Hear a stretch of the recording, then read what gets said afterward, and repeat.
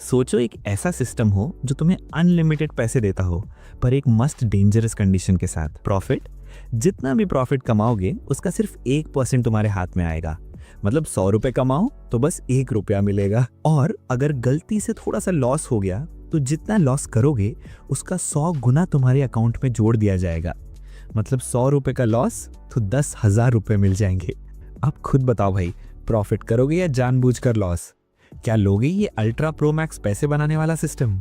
पाइशन एकदम यूजलेस हार गया इंसान है जो अपनी जिंदगी लो पेइंग डिस्गस्टिंग जॉब्स में गुजार रहा है। यूनिवर्सिटी से ग्रेजुएट होते ही उसने कई कंपनीज में कुत्ते की तरह काम करना शुरू कर दिया। अब तक उसने हर तरह के हॉरिबल बॉस देख लिए हैं और वर्कप्लेस की रूथलेस पॉलिटिक्स का अनुभव किया है, जैसे आप जैसे अनएम्प्लॉयड या अनएजुकेटेड लोग शायद कभी समझ ही नहीं पाएंगे। वो अपने ऑफिस की तरफ जा रहा है और मुश्किल से ट्रेन पकड़ पाता है, ऑलमोस्ट स्क्वीज होकर। जब वो कंपनी पहुंचता है तो चेक इन में बस 5 सेकंड बचे होते हैं। वो फुल स्पीड दौड़ता है और समय से चेक इन कर लेता है, इससे पहले कि वो किसी इडियट की तरह फेस प्लांट कर जाए। क्लॉक में दोपहर का समय हो गया है और कियान के सामने एक चैलेंज है जिसे वो रोज हैंडल करता है, यानी लंच में क्या ऑर्डर करे। उसकी फाइनेंशियल स्ट्रगल उसे अवेलेबल डिस्काउंट देकर काफ़ी गुस्सा दिलाती है और वो सबसे चीप ऑप्शन चूज कर लेता है। लंच करने के बाद वो गेमिंग शुरू कर देता है क्योंकि लंच ब्रेक में अभी कुछ एक्स्ट्रा टाइम बाकी है। जैसे ही उसे अपने डिस्गस्टिंग बॉस का रिफ्लेक्शन अपने कॉफ़ी कप पर दिखाई देता है, उसकी सारी खुशी वैनिश हो जाती है। वो तुरंत अपने ऑफिस टैब बदल देता है, जैसे हम PG-18 कंटेंट को हाइड कर देते हैं पेरेंट्स दिखाई दे तो। कंप्यूटर स्क्रीन पर कोई रैंडम मीम दिखाई देता है। बॉस एक पल के लिए मॉन्स्टर की तरह उसके ऊपर होवर करता है और फिर काम करते हुए दूर चला जाता है। कियान तुरंत गेमिंग टैब पर वापस चला जाता है, लेकिन बॉस फिर से आता है। वो फिर से वर्क टैब पर चला जाता है और बॉस के जाने के बाद वापस गेमिंग में। वे ब्रेक खत्म होने तक ये मिनी गेम खेलते रहते हैं और कियान थककर अपनी डेस्क पर फ्लॉप हो जाता है। फाइनली जब शाम के 6 बजते हैं, वो ऑफिस से भागने की कोशिश करता है। अपने बैकपैक को सुपर हीरो की तरह उठाता है, मानो किसी को मॉन्स्टर से बचाने जा रहा हो।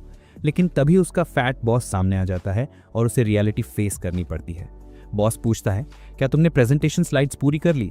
और कियान पूछता है, व्हाई टुडे? डेडलाइन तो वेंसडे है। बूढ़ा आदमी पलटकर पूछता है, तो पहले क्यों नहीं कर सकते? और कियान एक स्टबर्न सिग्मा बन जाता है। यहाँ दिखाऊं बेयर चेस्ट सिग्मा मीम, जो उसके कंप्लीट ऑपोजिट है और जिंदगी में पहली बार अपने बॉस से बोलता है। स्पिक्स फैमिली को आनिया की स्माइल वाला मीम दिखाओ जब कियान मुस्कुराता है। पूरा ऑफिस शॉक्ड पिकाचू फेस में बदल जाता है, मीम दिखाओ, जबकि कियान बॉस की बात पर क्लैप करता रहता है। फैट डायनासोर उसे जॉब से थ्रेटन करता है, लेकिन कियान केयर फ्री निकल जाता है। वापस आते हुए वो एक गॉर्जियस लड़की को विंक करता है और पूरा ऑफिस उसके लिए पागल हो जाता है। लेकिन ऑब्वियसली ये सब उसका हेलुसिनेशन था। असली रूप में वो हम्बल ओमेगा है जो अपने सराउंडिंग्स के साथ जेंटल रहता है। वो बॉस के ऑर्डर्स फॉलो करता है और वेट कैट की तरह अपनी चेयर पर वापस बैठ जाता है। एवरीवन लीव करने के बाद भी वो काम करता रहता है। लगभग 2 घंटे बाद उसे अपने फ्रेंड का सस्पिशियस लिंक मिलता है जिसमें लिखा होता है, बड़ा करो या घर जाओ। फोन गलती से उसके हाथ से स्लिप होकर डेस्क के पास ट्रैश बिन में गिर जाता है। फोन की स्क्रीन चमकती है और अचानक एक मिस्टीरियस वॉइस कहती है, फॉर्च्यून चेंजिंग सिस्टम जल्दी एक्टिवेट होगा। सडनली गोल्डन पेपर्स की एक वेव निकलती है जो कियान को एनगल्फ कर लेती है और ट्रैश बिन में पुश कर देती है, जैसे कि ट्रैश बिन ही पोर्टल हो। जब कियान अपनी आईज ओपन करता है तो उसका यूनिवर्सिटी फ्रेंड उसे वेलकम करता है। फ्रेंड्स कमरे से बाहर जाते हैं और कियान को पता चलता है कि वो समहाउ वापस अपने यूनिवर्सिटी के फर्स्ट ईयर में आ गया है। वो अपनी टाइमलाइन रिस्टोर करने का प्लान सोचते हुए अचानक गिर पड़ता है, लेकिन रियलाइज करता है कि ये अपॉर्चुनिटी उसे अपनी कॉर्पोरेट स्लेवरी लाइफ बदलने का चांस देती है। तभी सामने एक वर्चुअल स्क्रीन आती है और बताती है कि फॉर्च्यून चेंजिंग सिस्टम होस्ट से लिंक हो रहा है। स्क्रीन पर एक वियर्ड टीवी लाइक रोबोट दिखाई देता है जो समहाउ खुद को टीवी हेडेड ह्यूमन में बदल लेता है। ये खुद को रिचेस्ट नाम से इंट्रोड्यूस करता है और बताता है कि यह सिस्टम कियान को स्टार्टअप फंड प्रोवाइड करेगा ताकि वो वेल्दी बन सके। पैसे का आइडिया सुनते ही कियान की आंखें चमकने लगती हैं और वेल्दी बनने के सोच से वो डेलुलू ओशन में फ्लोट करने लगता है। लेकिन बॉट पहले उसे कन्वर्जन रूल्स पढ़ने को कहता है और उसकी क्रूअल रियलिटी रिवील करता है। बताता है कि सिस्टम अपने होस्ट को फिक्स्ड इंटरवल्स पर फिक्स्ड अमाउंट देगा, जिसे केवल कंपनी के नॉर्मल ऑपरेशंस में ही यूज किया जा सकता है। एक फिक्स टाइम बाद फंड का प्रॉफिट लॉस होस्ट की पर्सनल एसेट्स में कन्वर्ट होगा, जिसे वो फ्रीली यूज कर सकता है। होस्ट खुद पेमेंट से मोटिवेट नहीं कर सकता। करंटली कियान के पास 50,000 युआन का स्टार्टअप फंड है। वो सोचते हुए कि जल्दी वेल्दी बन जाएगा ओवरथिंक करता है। Richest random profit loss conversion rate generate करता है। लॉस रेट 101.1 और प्रॉफिट रेट 1.1 आती है। मतलब लॉस निकालना कियान के पर्सनल बेनिफिट के लिए ज्यादा प्रॉफिटेबल है। वो रिजल्ट्स पर जोकर की तरह डांस करता है क्योंकि लूजिंग मनी उससे अर्न करने से ज्यादा ईजी है। वो सोचता है कि स्टार्टअप फंड से वो क्या क्या कर सकता है और रिचेस्ट उसे रिस्ट्रिक्टिव रूल्स की लंबी लिस्ट देता है। उसे रियलाइज होता है कि चीटिंग से बचना इम्पॉसिबल है और उसे सच में कंपनी फाइंड करनी होगी जो लॉस में हो। इस नई टाइमलाइन में फास्ट टेक्नोलॉजी के साथ थोड़ा रिसर्च करने के बाद वो डिसाइड करता है कि वो एक टेरेबल गेमिंग कंपनी बनाएगा, क्योंकि इस इंडस्ट्री में पैसा कमाना हार्ड है और वो ऑलरेडी गेम डेवलपर है, तो बिना प्रॉफिट के कंपनी चला सकता है। अब वो सोचता है वर्स्ट नेम और रिचेस्ट से कंपनी रजिस्टर कराता है। रिचेस्ट जल्दी से रजिस्टर कर देता है और वैनिश होने से पहले वार्न करता है कि फॉर्च्यून चेंजिंग सिस्टम के बारे में किसी को हिंट मत देना। स्क्रीन पर 14 डेज का काउंटडाउन दिखता है, यानी कियान के पास गेम बनाने के लिए सिर्फ 14 दिन हैं। उसका एंथुजियाज्म वैनिश हो जाता है, क्योंकि उसके जैसे इडियट के लिए 2 हफ्तों में गेम बनाना ऑलमोस्ट इम्पॉसिबल है। तभी उसका रूममेट वापस आता है और कियान हेजिटेंट होकर पूछता है, क्या 2 हफ्ते में गेम बनाना पॉसिबल है? दोस्त जवाब देता है, अरे यार ये तो बहुत इजी है, और उसे इंट्रोड्यूस कराता है एक नए प्लेटफॉर्म से, एज़रो, जो लोगों को बिना कोडिंग के गेम बनाने की फैसिलिटी देता है और टेम्पलेट्स यूज करने की सुविधा भी देता है। कियान तुरंत एक्साइटमेंट में अपने कमरे से निकलता है और लाइब्रेरी की तरफ भागता है गेम पर काम शुरू करने के लिए। थोड़ी खोजबीन के बाद उसे पता चलता है कि ये प्लेटफॉर्म काफी लिमिटेड है। यहाँ पर कोई अच्छा गेम बनाना मुश्किल है, लेकिन घटिया गेम तो आसानी से बन जाएगा। और हाँ, टेम्पलेट्स भी काफी एक्सपेंसिव हैं। वो 20,000 युवान का सिंपल ड्राइविंग सिमुलेटर टेम्पलेट खरीदता है और बाकी पैसे से गेम कंप्लीट करने के लिए और चीजें एक्वायर करता है। एज़रो में खुद की इनबिल्ट एआई है जो उसे कुछ स्पेशल फीचर्स जोड़ने में हेल्प करती है, लेकिन ओवरऑल ये अभी भी एक घटिया गेम है जो किसी भी गेमर को खेलते समय इरिटेट कर देगा। कियान गेम की प्राइस सिर्फ 1 युआन रखता है और उसे पब्लिश कर देता है, ये सोचकर कि ये अब तक का सबसे फ्लॉप गेम बने। मूल यूनिवर्स में कियान गायब है, उसका शू वहीं रह गया है और उसका फोन ट्रैश बिन में पड़ा है। उसका डिस्गस्टिंग बॉस अचानक बाहर आता है और सोचता है, यार ये आदमी कहाँ गया होगा। कियान पूरी रात ये ऑब्जर्व करता है कि किसी ने उसका गेम डाउनलोड किया है या नहीं। लकीली दिन भर गेम खेलने वाले इनसे लूजर्स भी इस पर ध्यान नहीं देते। वो क्वाइटली अपनी लाइफ के पहले चेक पॉइंट का सेलिब्रेशन करता है, क्योंकि असली जिंदगी तो हमेशा गटर में ही रही है। उसका फ्रेंड और रूममेट मा यांग कमरे में एंटर करता है और कैफेटेरिया से लाया हुआ खाना देता है। कियान स्वादिष्ट खाना खाता है और कमरे में और आवारा लोग घुस आते हैं,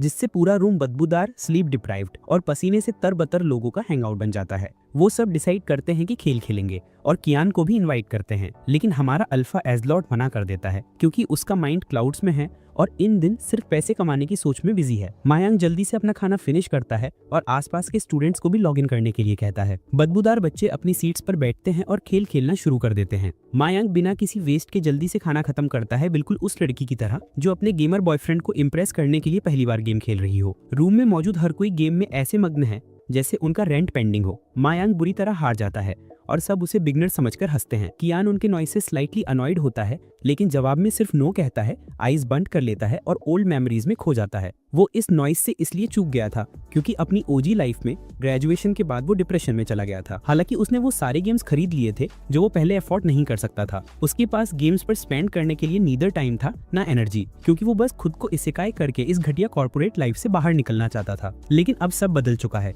और कियान ने इल्यूजन की एक नई कला में मास्टरी हासिल कर ली है, जिससे वो हर समय वेल्दी बनने के सपने देख सकता है। वो अभी से सोचने लगता है कि 50,000 युआन जीतने के बाद वो इन पैसों का क्या करेगा। सबसे पहले डिसाइड करता है कि एक हाई एंड कंप्यूटर परचेज करेगा और बाकी पैसे सोशलाइजिंग और नेटवर्किंग में इन्वेस्ट करेगा। लेकिन तभी एक फैट शुगर बेबी के आने से उनकी मेंटल फैन फिक्शन थ्रेटन्ड हो जाती है। वो वास्तव में शुगर बेबी है या नहीं ये हमारी नॉलेज से बाहर है, लेकिन उन्हें ये हाई टाइटल इसलिए मिला क्योंकि वो अपने बिलीबिली के सब्सक्राइबर्स को शुगर डैडी कहते हैं। वो बिलीबिली का कंटेंट क्रिएटर है, मूलतः चाइना का यूट्यूबर, और उनका मोस्ट पॉपुलर शो है बैड गेम रोस्ट, जिसमें वो ट्रैश गेम्स की रिव्यू करती हैं। हालांकि वो अभी भी ब्रोक हैं क्योंकि बैड गेम क्रिटिसिज्म से कोई अमीर नहीं बनता। न्यू गेम्स को ट्रैश में ढूंढते हुए उनकी नजर कियान के डम्पस्टर टियर गेम पर पड़ती है। इंट्रोडक्शन काफी इंटरेस्टिंग लगता है, इसलिए वो गेम पर क्लिक करती है, जो उसे बिना किसी मेन्यू या स्टार्ट पेज के सीधा गेमिंग स्क्रीन पर ले जाता है। इनिशियली ये थोड़ा मजेदार लगता है, लेकिन एंटरटेनमेंट सिर्फ कुछ मिनट्स का होता है और वो रैंडम रीजन से मरने लगता है। लेकिन उसकी माँ ने कभी हार मानने वाला कोई नहीं पाला, इसलिए वो घंटों खेलता रहता है, बार बार मरता रहता है। गेम उसे इतना फ्रस्ट्रेट करता है कि वो क्रिएटर को चोक करने वाला मीम अप्लाई करना चाहता है,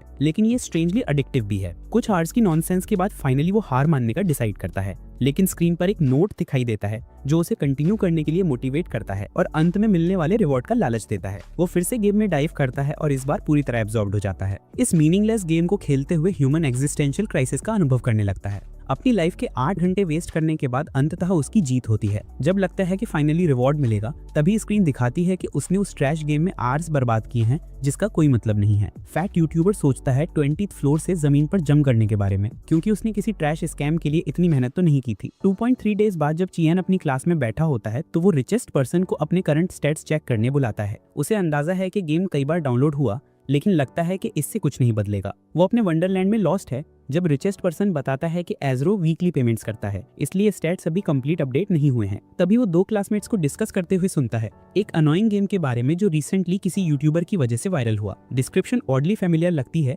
और चियन एंग्शियस हो जाता है कि कहीं वो उसके डम्पस्टर टेयर गेम के बारे में तो बात नहीं कर रहे, जिसे उसने सोचा था कि ज्यादा से ज्यादा 10 डाउनलोड्स ही होंगे। वो क्लास से बुलेट ट्रेन की तरह भागता है, लड़कों को बुलेट ट्रेन दिखाता है, अपने रूम की तरफ दौड़ता है और लैपटॉप खोलकर गेम का स्टेटस चेक करता है। अब तक इसे 8000 बार डाउनलोड किया जा चुका है और नेक्स्ट डेडलाइन तक उसके पास सिर्फ 10 दिन बचे हैं। वो कमेंट्स चेक करते हैं कि मिस्टर चियाओ, जो वही शुगर बेबी कंटेंट क्रिएटर हैं, उनके जरिए गेम का इंट्रोडक्शन देख रहे हैं। मजे की बात यह है कि मायांग वही वीडियो देख रहा है जिससे ये गेम वायरल हुआ था। चियाओ मायांग के लैपटॉप के पास जाकर वीडियो देखते हैं। मिस्टर चियाओ एक्सप्लेन करते हैं कि कैसे उसने ट्रैश गेम कंप्लीट करने में 8 घंटे लगाए और इसे हिस्ट्री का सबसे वर्स्ट ड्राइविंग गेम बताता है। मायांग कहता है कि उसने मिस्टर चियाओ को पहले कभी इतना एक्साइटेड नहीं देखा और इसी वजह से इस वीडियो को उनके बाकी सारे वीडियो से ज्यादा व्यूज मिले हैं।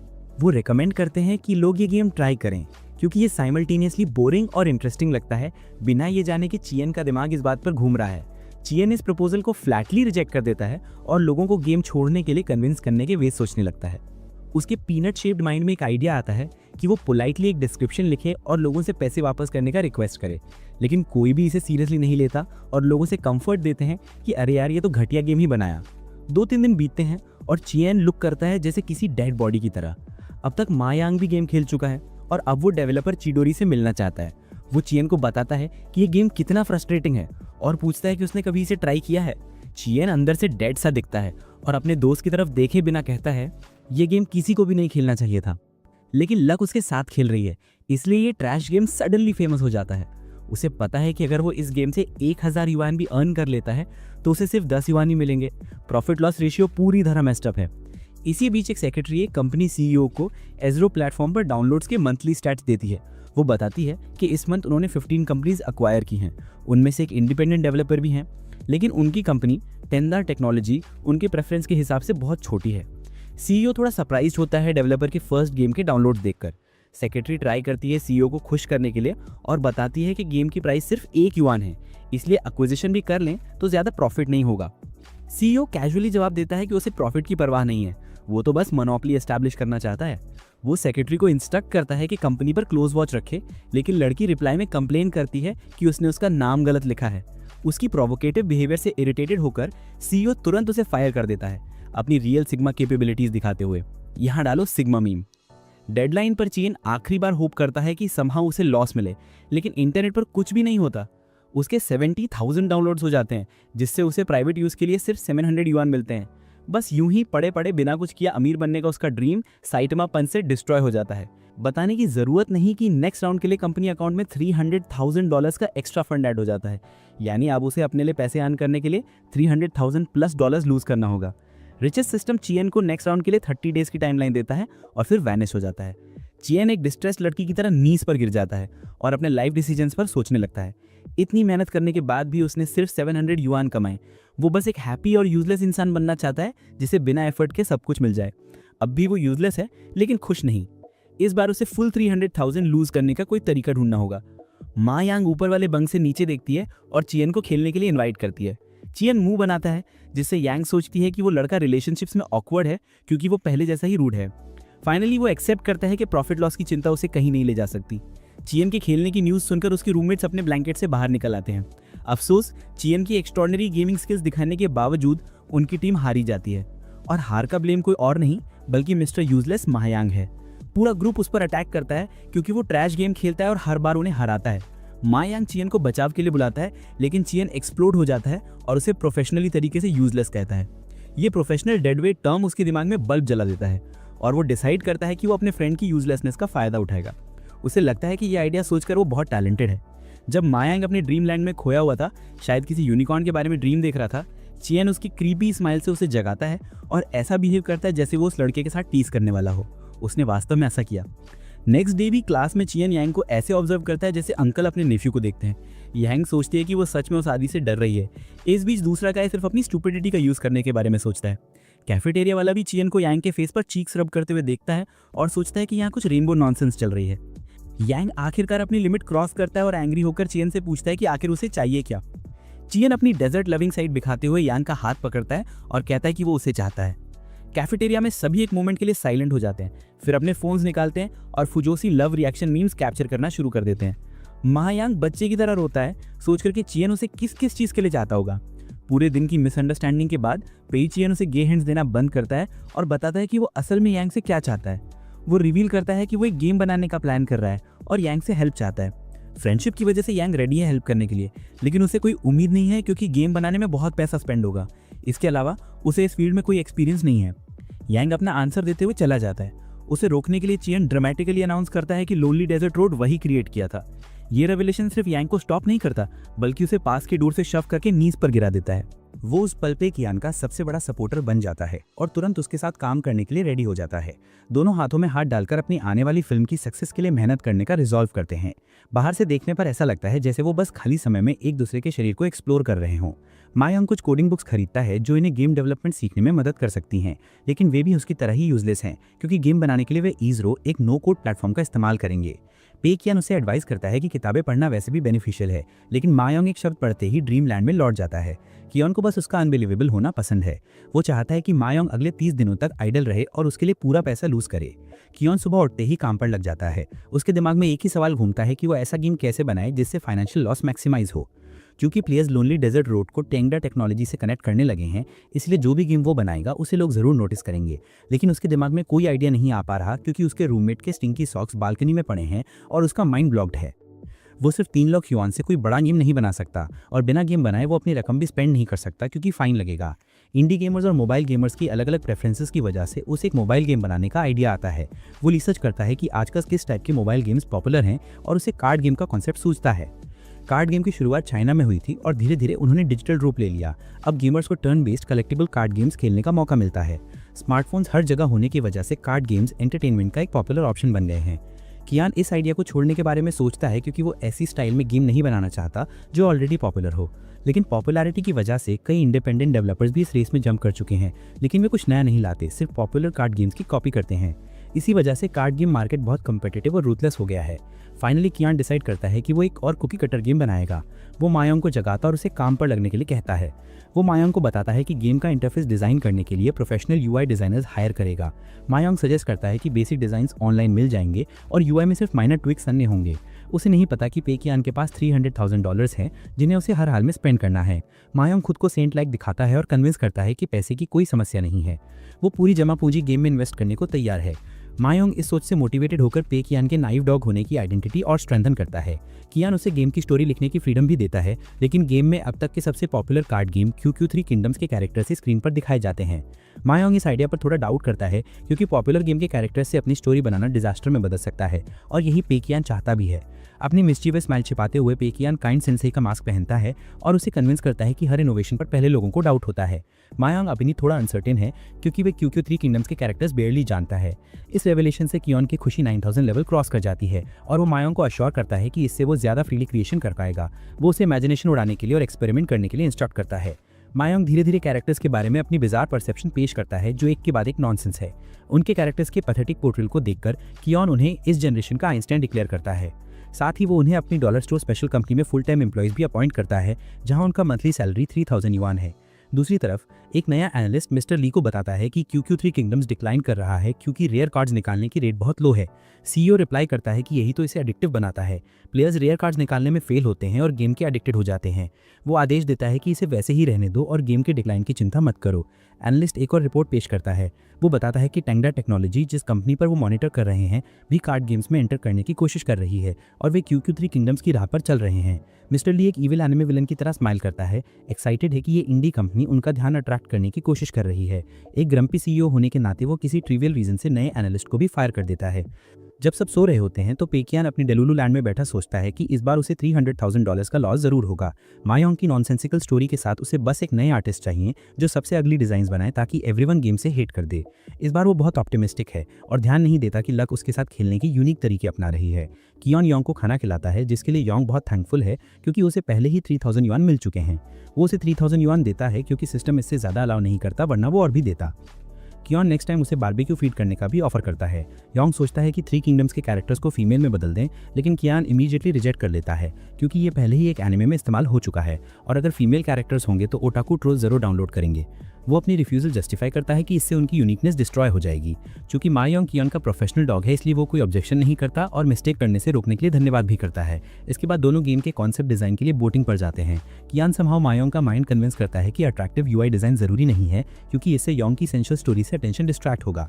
दोनों के बीच कुछ सेटल होमो इरोटिक इंटरेक्शंस भी होती हैं जिन्हें देखकर नेविगेटर जेलस होता है।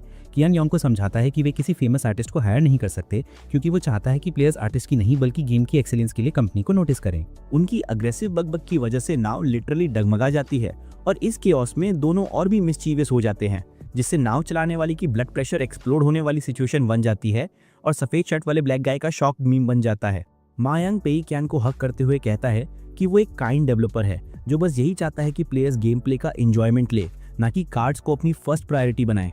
वो यहाँ तक सजेशन देता है कि किसी आर्टिस्ट को हायर ही ना किया जाए और खुद डिजाइन बनाने की ऑफर करता है। पेई कियान इससे एग्री नहीं होता और डिबेट शुरू हो जाती है। इस डिबेट की वजह से नाव ऑलमोस्ट फ्लिप हो जाती है और एंटी गे ओल्ड सेलर पानी में गिरा दिया जाता है। सिचुएशन सेटल होने के बाद पेई कियान मा योंग को उस आर्टिस्ट के बारे में बताता है जिसे उसने गेम डिजाइन के लिए चुना है।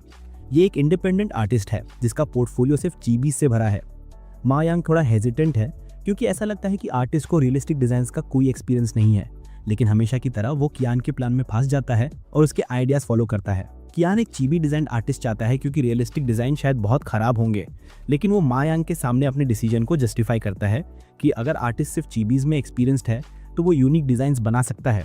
कभी कभी कियान भी हैरान रह जाता है कि यांग के साथ उसकी गैस लाइटिंग कितनी ईजिली काम कर जाती है। यांग आर्टिस्ट से कॉन्टैक्ट करता है और अगले दिन के लिए इंटरव्यू शेड्यूल करता है। वे कंपनी के लिए एक बैनर बनाते हैं और वर्चुअल इंटरव्यू के लिए रेडी हो जाते हैं। यांग अपनी ड्रेस शर्ट के नीचे एक रियल फुटबॉल जैसी प्यारी येलो बॉक्सर पहनता है और कियान उसे प्रोफेशनल रहने की और इमेज मेंटेन करने की एडवाइस देता है। इंटरव्यू शुरू होता है और दोनों मिलते हैं ग्लूमी इंट्रोवर्टेड लड़के से जिसका फेवरेट काम शायद खुद को अलाइव रखने के तरीके ढूंढना और मेलनकली एक्सप्रेशन दिखाना है। मा यांग अपना और कंपनी का इंट्रोडक्शन देता है, बाकी सब कियान पर छोड़ देता है। वे खड़े हो जाते हैं कियान के पीछे, जिससे उनकी प्रोफेशनल इमेज थोड़ी डाइल्यूट हो जाती है जो उन्होंने बड़े स्ट्रगल के बाद बनाई थी। कियान आगे बढ़ते हैं और कहते हैं कि उन्हें रियलिस्टिक डिजाइन्स चाहिए और आर्टिस्ट को कंप्लीट फ्रीडम है। इंटरव्यू लेने वाले रुआन गंगजिन ने सवाल किया कि अगर उन्हें चीबी डिजाइन्स नहीं चाहिए तो उन्हें क्यों हायर किया जा रहा है। कियान एक्स फैक्टर जज की तरह बनकर कहता है कि इसमें पोटेंशियल है। गंगजिन कहते हैं कि वो एक सेट के लिए पूके येन लेंगे और मा यांग इस ऑफर पर इरिटेट हो जाता है और उन्हें ग्रीडी डिक्लेयर करता है। दूसरी तरफ कियान एक बिजनेस टाइकून की तरह बिहेव करता है जिसे फोर्ब्स ने अभी बिलियनियर डिक्लेयर किया है। वो कहता है कि $2000 बहुत कम है। वो आगे कहता है कि उसे आर्ट डिजाइन चाहिए जो ऑर्डिनरी से हटके हो, इसलिए वो ज्यादा पे करने को रेडी है। वो ऑफर बढ़ाकर 3500 येन करता है जिसे गंगजिन और मा यांग की आंखें फटी की फटी रह जाती हैं।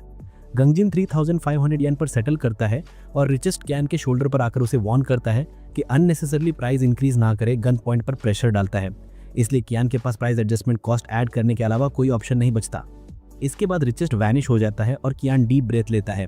वो खुद को मास्टरमाइंड समझकर रिचेस्ट को फूल कर देता है क्योंकि शुरुआत से ही कोई रिवीजन नहीं चाहता था। गंगजिन जो भी फेक डिजाइन लाएगा वही काम करेगा।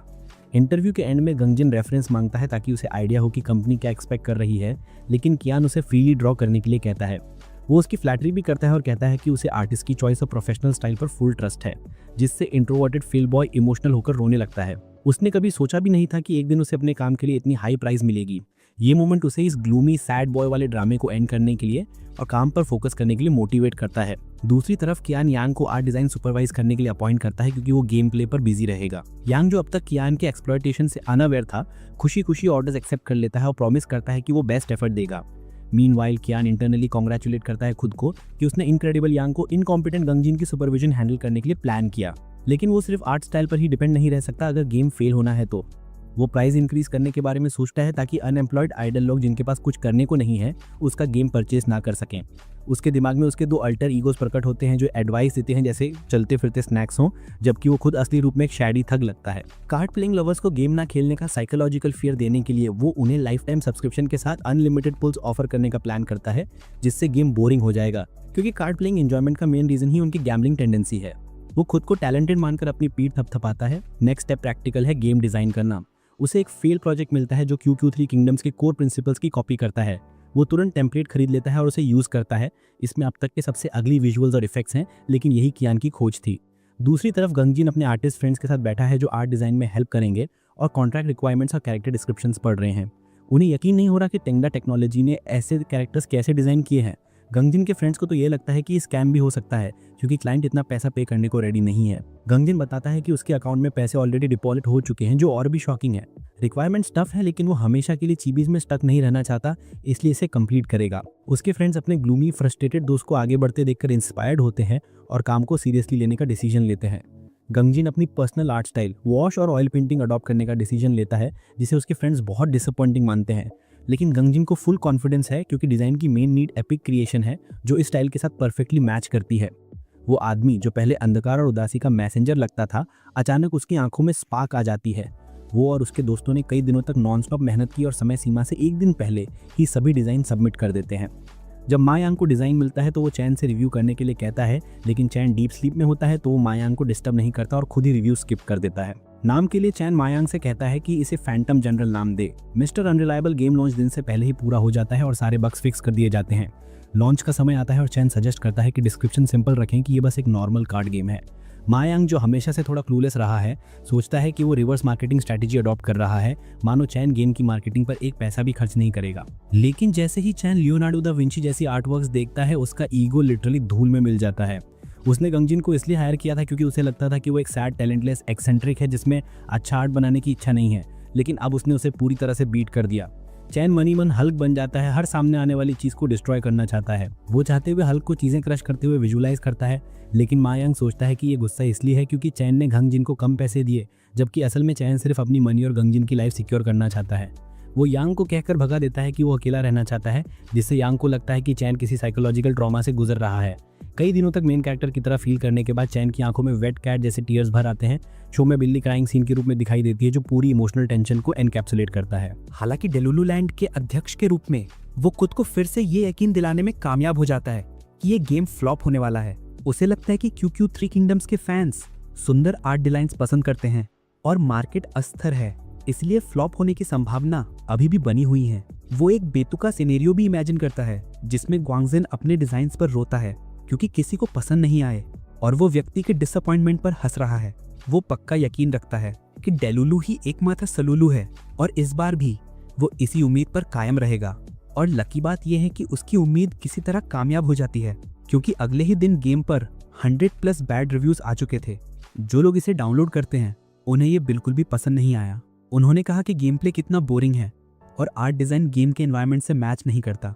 नकारात्मक रिव्यूज सुनते ही चैन का डिप्रेशन इंस्टेंटली दूर हो जाता है और उसका माइंड लिटरली 7th हेवन में पहुंच जाता है। मा यांग को लगता है कि वो आदमी पागल हो गया है जो इतनी एक्साइटमेंट के साथ इसके बारे में बात कर रहा है, और कहता है कि ऑब्वियसली किसी ने ट्रोल्स हायर किए हैं ताकि वो इन रियल रिव्यूज पर भरोसा ना करें। वो अपना कीबोर्ड वॉरियर मोड भी ऑन कर देता है और एक नेगेटिव रिव्यू का जवाब टाइप करता है, लेकिन चैन उसे रोक देता है क्योंकि रिव्यूज बहुत ज़्यादा हैं और वो उन सभी का जवाब नहीं दे सकता। वो यांग से कहता है कि इसे हल्के में लें और गेम में होप बनाए रखें। यांग का बेवकूफ माइंड हमेशा की तरह चैन के बिहेवियर के लिए एक्सक्यूजेस बना देता है। वो सोचता है कि चैन एक स्ट्रॉन्ग सिग्मा बॉय है जिसे कोई तोड़ नहीं सकता, कोई भी एंड्रयू टेड का वीडियो दिखाओ। वो सचमुच मानता है कि चैन महान टास्क के लिए डेस्टिन्ड है और उसकी मिस्चीवियस प्लान्स से हमेशा की तरह ऑब्लिवियस है। ग्वांगजिन यांग से पूछता है कि क्या मिस्टर पेई को डिजाइन्स में कोई प्रॉब्लम है, और यांग रिप्लाई देता है कि और कुछ नहीं किया जा सकता। ग्वांगजिन और उसके दोस्तों को लगता है कि चैन ने उनका क्लाइंट बनकर उन्हें सच में बहुत बड़ा अपॉर्चुनिटी दे गया है क्योंकि उसने उन्हें अच्छी खासी रकम दी है और कोई रिविजन्स भी नहीं मांगे। उसके दोस्त उसे कहते हैं कि ये सब उसके टैलेंट की वजह से पॉसिबल हुआ है। हालांकि ग्वांगजिन जोड़ कंफ्यूज है कि चैन गेम को किस डायरेक्शन में ले जा रहा है क्योंकि डिस्क्रिप्शन बोरिंग है और उसने गेम का कोई एड्स भी नहीं देखा। उसके फ्रेंड्स समझाते हैं कि ऐसा इसलिए हो रहा होगा क्योंकि गेम अभी टेस्टिंग फेज में है और सभी कंपनीज मार्केटिंग में इन्वेस्ट करती हैं। तीनों कंक्लूड करते हैं कि टेंगडा टेक्नोलॉजी फियरलेस है और रूल्स फॉलो नहीं करती। असल में ये अल्फा की कंपनी है जो इंडस्ट्री में अपना नाम मजबूत करना चाहती है। ग्वांगजिन गेम प्ले करता है और कंक्लूड करता है कि गेम प्ले बहुत सिंपल है, यहाँ तक कि यूआई और फंक्शंस भी बहुत डल हैं। हालांकि अगर कुछ है जो उसे इस गेम में सबसे ज़्यादा पसंद है तो वो है उसके खुद के बनाए हुए कार्ड डिज़ाइंस। उसके स्टैंडर्ड्स इतने लो हैं कि वो अपने डिज़ाइंस के चारों ओर ग्लोइंग इफेक्ट्स देखकर ही खुश हो जाता है। इस घटिया गेम से डिसअपॉइंटेड होने के बजाय वो खुश होता है कि उसके डिज़ाइंस दूसरों के इन्फ्लुएंस में नहीं हैं। हालांकि एक चीज उसे कंफ्यूज करती है कि ये game rare cards candy style बांटता है। कैश शॉप में केवल एक चीप सब्सक्रिप्शन प्लान है जो यूजर्स को रेयर कार्ड्स निकालने का एक्स्ट्राऑर्डिनरी चांस देता है। वो खुद को कन्विंस करता है कि शायद गेम अभी टेस्टिंग फेज में है, लेकिन उसका पेशेंस टूट जाता है और वो मायांग को चेक करने के लिए बुलाता है। वो अपनी कंसर्न्स यांग को बताता है और यांग रिप्लाई देता है कि ये ऑफिशियल लॉन्च है और शॉप में कोई नई आइटम्स ऐड नहीं होंगे। ग्वांगजिन का माउथ वाइड ओपन रह जाता है क्योंकि अगर वो ऐसे ही चलते रहे तो उन्हें कोई प्रॉफिट नहीं होगा। मायांग कहते हैं कि उन्हें भी समझ नहीं आता कि ये चैन का आइडिया है। चैन ने जस्टिफाई किया कि प्लेयर्स ऑलरेडी 1 युआन खर्च कर चुके हैं, इसलिए ज़्यादा माइक्रो ट्रांजैक्शंस नहीं होने चाहिए। ग्वांगजिन उस पल चैन से इंस्पायर्ड हो जाता है, मानो वो मदर टेरेसा का दूसरा अवतार हो। मायांग आगे कहते हैं कि चैन इनिशियली सब्सक्रिप्शन प्लान ऐड नहीं करना चाहते थे, लेकिन उन्हें लगा कि कुछ प्लेयर्स इसे पसंद कर सकते हैं, इसलिए उन्होंने आखिरकार इसे ऐड कर दिया। उनका बिलीफ है कि चैन चाहते हैं कि गरीब प्लेयर्स गैम्बलिंग पर ज़्यादा पैसे खर्च किए बिना रेयर कार्ड्स का मजा लें। ग्वांगजिन को यकीन नहीं होता कि इस दुनिया में इतना काइंड हार्टेड डेवलपर भी है। मायांग इस बात का समर्थन करता है और आगे कहते हैं कि चैन ने अपनी सारी मनी गेम पर खर्च कर दी और मार्केटिंग पर खर्च करने के लिए उसके पास कुछ बचा भी नहीं, इसलिए वो एक दिन पहले ट्री पर पंच मारने गया था। फिर चैन के 2 सबसे बड़े मीट राइटर्स अपने पिता की अर्निंग्स की तारीफ करते हुए बच्चों की तरह रोने लगते हैं। ग्वांगजिन अपने दोस्तों को ये मनगढ़ंत स्टोरी सुनाता है जिससे वो दोनों शॉक्ड रह जाते हैं। उनके लिए ये मानना मुश्किल है कि टेंगडा एक ब्रोक कंपनी है जिसके पास एड्स पर खर्च करने के लिए पैसा नहीं है। ग्वांगजिन और भी ज़्यादा एंग्री हो जाता है कि मनी की कमी के बावजूद चैन ने कभी किसी के साथ रफ बिहेवियर नहीं किया, लेकिन वो जानता है कि कंपनी ऐसे गेम से कोई प्रॉफिट नहीं कमा सकती, इसलिए वो इसे फिक्स करने की रिस्पॉन्सिबिलिटी लेता है। दूसरी तरफ जिसे सब हेल्पलेस म्यू म्यू समझते हैं, वो गेम के फेलियर का सेलिब्रेशन कर रहा था। हालांकि हर बार की तरह उसके ड्रीम्स और होप्स तब शाटर हो जाते हैं जब मायांग दौड़कर उसकी ओर आती है, उसे हग करती है और खुशी से बताती है कि गेम से फन नाइट में 10,000 प्लस डाउनलोड्स अचीव कर लिए हैं।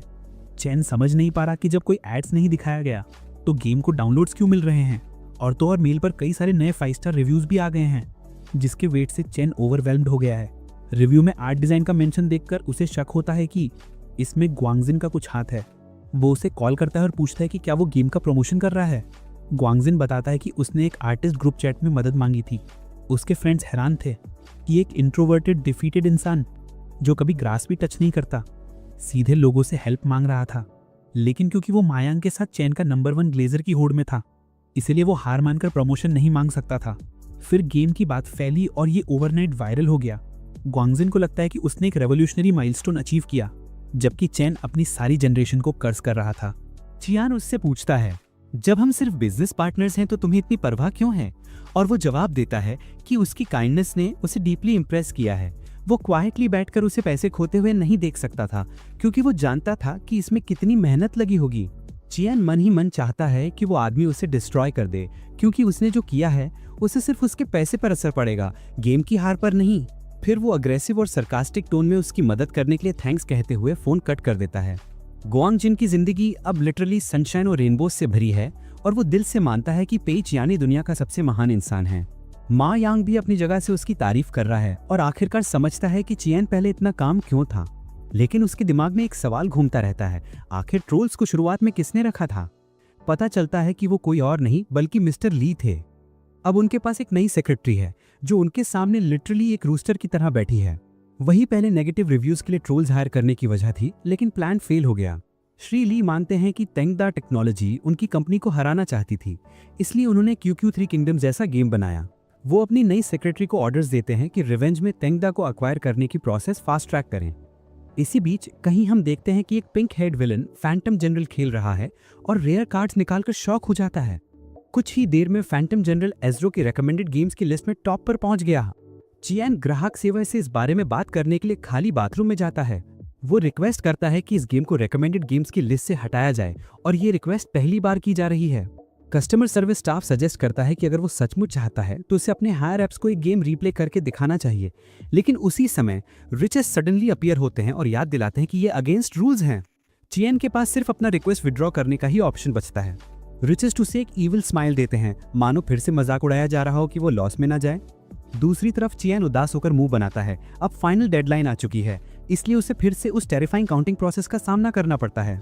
गेम ने लॉन्च के बाद से 2 लाख रुपीस का प्रॉफिट कमाया है और सारी कैलकुलेशंस के बाद चियान को इस राउंड में अपनी पर्सनल वेल्थ के लिए सिर्फ 2000 रुपए मिलते हैं। वो रिचेस को कॉन्ग्रेचुलेट करता है क्योंकि फॉर्चून ऑल्टरिंग सिस्टम बार बार उसके पैसे लूट रही है। नेक्स्ट राउंड तुरंत शुरू होता है जिसमें उसे 5 लाख युआन के स्टार्टिंग फंड के साथ 90 डेज मिलते हैं। चियान अच्छी तरह जानता है कि अब लॉस ऑलमोस्ट इम्पॉसिबल है क्योंकि उसके 2 गेम्स पहले ही प्रॉफिट जनरेट कर रहे हैं। साथ ही उसका स्टार्टिंग फंड कॉन्स्टेंटली ग्रो करता है जिससे हर राउंड लास्ट राउंड से ज्यादा चैलेंजिंग हो जाता है। वो रिचेस से कहता है कि अब अपना स्टार्टिंग फंड ना बढ़ाएं, लेकिन वो वियर्ड रोबोट उसकी एक नहीं सुनता। चियान सिर झुकाकर वहां से निकल जाता है, सोचते हुए कि क्या उसे ट्रेन में सोना चाहिए या नहीं। इसी बीच मिस्टीरियस मिस्टर ली सरप्राइजिंगली हैप्पी हैं और अपने सेक्रेटरी को ऑर्डर्स देते हैं कि किसी भी कीमत पर टेंगडा को अक्वायर करें। चूंकि पैसा उनके लिए ऑलरेडी बर्डन है, इसलिए खर्च करने में उन्हें कोई प्रॉब्लम नहीं होती। चियान एक बोरिंग फुटबॉल मैच देख रहा है और इस हेल से बाहर निकलने के नए वेज सोच रहा है। वो हर बार की तरह अपनी स्ट्रैटेजी बदलने की सोचता है, तभी मा यांग का सडन फोन आता है। वो बताता है कि फोहे कैपिटल नाम की कंपनी टेंगडा टेक्नोलॉजी को अक्वायर करना चाहती है। चियान की प्यूपिल्स लिटरली डॉलर साइंस में बदल जाती हैं, लेकिन डॉलर साइंस के साथ फॉर्चून ऑल्टरिंग सिस्टम के वार्निंग आइकन्स भी ब्लिंक करने लगते हैं। चियान मुंह बनाता है जैसे केक ऑफ आइडल्स फाइन्स के लिए एग्यो कर रहे हों। जुंगकुक भी मुंह बनाता है और यांग को प्रपोजल रिजेक्ट करने को कहता है। यांग रिप्लाई देता है कि कंपनी प्राइस पर नेगोशिएट करने को रेडी है और उन्होंने 50 मिलियन युआन की ऑफर दी है। चियान आंसुओं से लड़ते हुए यांग से फिर कहता है कि इस अमेजिंग ऑफर को रिजेक्ट कर दो और यांग बताता है कि कंपनी ने 50 मिलियन और देने का प्रपोजल दिया है। चियान की सारी एनर्जी ड्रेन हो जाती है और वो लिटरली टीयर स्ट्रीम डाउन करता है। वो सचमुच इस लाइफ चेंजिंग ऑफर को रिजेक्ट नहीं करना चाहता, लेकिन उसके पास कोई चॉइस नहीं है। यांग समझ नहीं पाता कि चियान इस गोल्डन अपॉर्चुनिटी को क्यों छोड़ रहा है। फूहे कैपिटल फिर एक्विजिशन की बजाय इन्वेस्टमेंट का ऑफर रखती है, लेकिन चियान इन्वेस्टमेंट नहीं चाहता, इसलिए वो यांग से कहता है कि वो अपना एक सवाल कंपनी तक पहुंचा दे। श्रीली ये सुनकर स्टन रह जाते हैं कि टेंगडा ने उनका ऑफर रिजेक्ट कर दिया और उससे भी वर्स्ट उन्होंने फूहे कैपिटल में इन्वेस्ट करने का ऑफर दिया है। श्रीली को लगता है कि ये शेयर इंसल्ट है, लेकिन साथ ही उन्हें टेंगडा चलाने वाला व्यक्ति भी इंटरेस्टिंग लगता है। वो सुकुना की ईविल लाफ निकालते हैं और अनाउंस करते हैं कि अब उनका पूरा फोकस टेंगडा पर है। चियान यांग को बारबेक्यू खिलाता है जैसा उसने पहले प्रॉमिस किया था। यांग वेल की तरह खाता है जबकि चियान उसके सामने बैठा अपने थॉट्स में खोया हुआ है। वो पूछता है कि उसे क्या प्रॉब्लम है क्योंकि अब तक उसने काफी अर्निंग्स कर ली होंगी। वो दोनों गेम्स की टोटल अर्निंग एस्टिमेट करता है जो लगभग 6 मिलियन युआन होती है। सेलिब्रेशन में वो खाने का खर्च उठाने की पेशकश करता है। चियान मन ही मन खुद को पंच करता है क्योंकि जाहिर है यांग को ही पेमेंट करना होगा, आखिरकार वो अपने बॉस से ज्यादा अर्न कर रहा है। हालांकि जब बिल आता है यांग अपने प्राइड वाले वर्ड्स वापस लेता है और खाने के पैसे वापस मांगता है। पैसे की बात चियान के दिमाग में इको करती है और वो तुरंत वहां से निकल पड़ता है। वो एक डेजर्टेड एली ढूंढता है और रिचेस को बुलाता है जो नूडल्स चटकारे लेते हुए दिखते हैं। वो यांग से पूछता है कि क्या वो उस मील को कंपनी टीम बिल्डिंग एक्सरसाइज के तौर पर रिकॉर्ड कर सकता है। उसका रिक्वेस्ट एक्सेप्ट हो जाता है और जवाब में वो अपने डेली एक्सपेंस मैनेजमेंट सिस्टम से एक और रिक्वेस्ट करता है जिसे इंस्टेंटली रिजेक्ट कर दिया जाता है। वो यांग के पास लौटता है और उसे पेमेंट कंफर्म होने की बात बताता है। दोनों अपना फोकस न्यूज पर रखते हैं जहां पर नई टेक्नोलॉजी के बारे में डिस्कशन हो रही है। यांग कहता है कि काश एक दिन हम भी एक बड़ा और कॉम्प्लेक्स गेम बना पाते क्योंकि टेक्नोलॉजी इतनी फास्ट एडवांस हो रही है। लेकिन वो सोचता है क्या सिर्फ ये दोनों ही ऐसा कर सकते हैं। चियान के दिमाग में कंपनी की एक्सपेंशन का आइडिया आता है। ये उसके लिए एक सॉलिड स्ट्रैटेजी है क्योंकि उसे नए लोगों को हायर करना होगा और दूसरी चीज़ों पर काफ़ी पैसा स्पेंड करना पड़ेगा। लेकिन प्रॉब्लम ये है कि ये उसके कंफर्ट जोन से बाहर है क्योंकि उसे कंपनी चलाने का कोई आइडिया नहीं है। मा यांग भी इस पूरे सिनेरियो में कंफ्यूज्ड है, इसलिए वह डिसाइड करते हैं कि उन्हें किसी ऐसे इंसान की तलाश करनी होगी जो ऑर्गेनाइजेशन को मैनेज करना जानता हो। चूंकि अगले दिन दोपहर में कोई क्लास नहीं है, वे डिसाइड करते हैं कि इसी समय इस पोजीशन के लिए लोगों की तलाश करेंगे। इसी बीच हम देखते हैं फायरी स्काई नाम का कंपनी का क्रिएटर अपने एम्प्लॉइज की तलाश कर रहा है ताकि कंपनी के एक्सपेंसेस कम किए जा सकें। वो एक एम्प्लॉय सिलेक्ट करता है जो रुके और लिस्ट में शामिल सारे लोगों को नौकरी से निकालने का फैसला करता है। जैसे ही वह किसी को अपनी डिसीजन बताता है, पिंक हेड विलन लिन मन कमरे में एंटर होती है और अपना रेजिग्नेशन देती है। वो कहती है कि ये कंपनी उसके लिए नहीं है और वो यहाँ अपने सपनों का पीछा नहीं कर सकती। जैसे ही वो रूम छोड़ती है, क्रिएटर सेलिब्रेट करता है और मिस्टर लिन नाम के किसी इंसान को बुलाकर बताता है कि उसने उसे दिया गया काम पूरा कर दिया है। वो अश्योर करता है कि अब वो अपनी गेम मेकिंग ड्रीम्स छोड़ सकती है और फैमिली बिजनेस संभाल सकती है। अगले दिन ये बेवकूफ जोड़ी किसी को हायर करने के लिए कंपनी में जाती है, लेकिन जिस तरीके से वे खुद को प्रेजेंट करते हैं, कोई भी यही समझे कि वे स्ट्रीट से मिनिमम वेज वाली जॉब के लिए भीख मांगने आए हैं। वे अनाउंस करते हैं कि वे किसी को नौकरी पर रखने आए हैं और मैनेजर या वो अगली और इंटिमिडेटिंग पर्पल हेड आदमी उन्हें एडवाइस देता है कि अगर वे कोई बिजनेस स्टार्ट करना चाहते हैं तो यूनिवर्सिटी स्टूडेंट्स के पास जांच करे। चियन कहता है कि उसे अर्जेंटली एक असिस्टेंट चाहिए जो कंपनी की मैनेजमेंट में मदद कर सके और वो दूसरी कंपनी की स्क्रीनिंग प्रोसेस से जेन्युइनली इम्प्रेस्ड है। पर्पल हेड क्रीप मजाक करते हुए पूछता है कि क्या उसे पता है कि ये सर्विसेज फ्री में नहीं होती बल्कि पेड होती हैं। चियन रिप्लाई करता है कि वो अपने असिस्टेंट को 4 लाख युआन सैलरी देने को तैयार है, जिससे अगली और यांग दोनों ही अपने ड्रिंक स्पिट कर देते हैं। यांग उसे 2 बार थिंक करने के लिए चिल्लाता है, जबकि पर्पल हेड क्रीप फ्रूट लाकर गेस्ट्स को सर्व करता है। फाइनली वो आदमी अपना नाम लॉरेंस बताता है जो उसकी जैसे इंसान के लिए परफेक्ट लगता है। वो चेन से पूछता है कि उसे क्या चाहिए, एग्जीक्यूटिव सेक्रेटरी या एग्जीक्यूटिव ऑफिसर। चेन कंफ्यूज्ड होता है कि ये दोनों टर्म्स अलग हैं या नहीं। लॉरेंस समझाता है कि पहले वाला माइनर केसेस हैंडल करता है, जबकि बाद वाला कंपनी के डिसीजंस में हेल्प करता है। चेन तुरंत रिप्लाई करता है कि उसे एग्जीक्यूटिव सेक्रेटरी चाहिए, क्योंकि अगर कोई और उसके लिए डिसीजन ले तो कंपनी सक्सीड हो सकती है। लॉरेंस एक मेल सेक्रेटरी सजेस्ट करता है, लेकिन चियन तुरंत क्लियर कर देता है कि उसे सिर्फ फीमेल सेक्रेटरी चाहिए। शुरू में वो उसके आसपास रहकर उसका मूड बूस्ट करेगी। लॉरेंस सोचता है कि चियन फीमेल सेक्रेटरी इसलिए चाहता है क्योंकि वो इजीली डिस्ट्रैक्ट हो जाता है मेल से। बेसिकली वो उसे एक प्रेस्टीजियस कम्युनिटी मेंबर बना रहा है, लेकिन लॉरेंस खुद ज्यादा स्ट्रॉन्ग गे वाइब्स शो कर रहा है। वो दोनों गेस्ट्स को फीमेल सेक्रेटरी का प्रोफाइल दिखाता है, जो एक बेवकूफ कॉर्पोरेट लो क्वालिटी वाइब देती है। उसका प्रोफाइल स्ट्रॉन्ग है, लेकिन वो सोच समझकर अगली कंपनी चूज कर रही है, क्योंकि उसने रिसेंटली एक बड़ी कंपनी छोड़ दी है। लॉरेंस ने उसे कुछ बड़ी कंपनी सजेस्ट की, लेकिन उसने सब रिजेक्ट कर दिया क्योंकि वो किसी मेल के अंडर काम नहीं करना चाहती। चियन पूछता है कि वो तेंगने क्यों सजेस्ट कर रही है, क्योंकि वहां भी मेल है, और लॉरेंस आंख मारते हुए कहती है कि वो अलग है। चियन कंफ्यूज्ड है कि उसका मतलब क्या है, लेकिन फिर भी वो इंस्टेंटली उस लड़की को अपनी सेक्रेटरी चुन लेता है। लिन वान रूम के ठीक बाहर बैठी अपने फोन पर न्यूज देख रही है, जहां पैंटम जनरल पर डिस्कशन हो रही है। चियन, यांग और लॉरेंस उसके पास से गुजरते हैं और चियन उसे रोकते हुए कहता है कि इस न्यूज पर बिलीव ना करे। वो कहता है कि पैंटम जनरल एक टेरेबल और बोरिंग गेम है। लिन वान उसके वर्ड से गुस्सा होती है और कहती है कि उसे गेम के बारे में ऐसा बोलने का कोई राइट नहीं है, क्योंकि इसका मेन गोल पैसे कमाना नहीं बल्कि इनोवेशन लाना है और मार्केट में शेकअप करना है। वो मुंह बनाकर बैठ जाती है और चियन रिप्लाई करता है कि गेम में इतना कुछ सोचा ही नहीं गया था। वो पूछती है कि उसे ये कैसे पता, और चियन बस ऑकवर्ड लाफ करते हुए चला जाता है। जाते हुए लॉरेंस बताता है कि चियन की पोटेंशियल सेक्रेटरी शिन हाइलू कल दोपहर में मिलने वाली है। उनके जाने के बाद वो लिनवन के पास आता है और पूछता है कि क्या वो नौकरी की तलाश में है। लिनवन येस में रिप्लाई करती है और आगे बताती है कि उसका पहले से ही एक गोल है। वो तेंगदी टेक्नोलॉजी में गेम डेवलपर के रूप में अप्लाई करना चाहती है, लेकिन ऑनलाइन कुछ ना मिलने पर यहाँ पूछने आई है। लॉरेंस हंसते हुए बताती है कि जिस आदमी से उसने अभी बात की थी वो तेंगदी टेक्नोलॉजी का CEO पेंग कियान है।